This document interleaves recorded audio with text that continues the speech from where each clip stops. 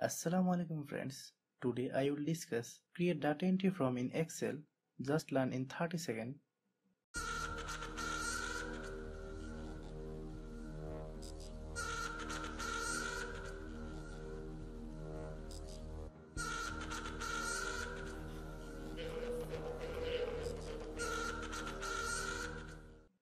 First open your Microsoft Excel.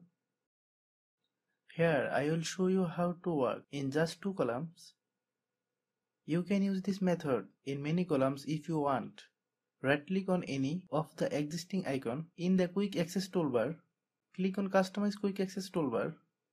In the Excel options dialog box that opens, select the all commands option from the drop down. Scroll down the list of the command and select from.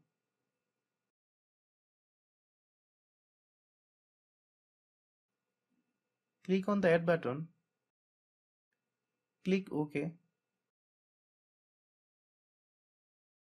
Select any cell in the Excel table. Click on the from icon in the quick access toolbar. Enter the data in the from field. Click next.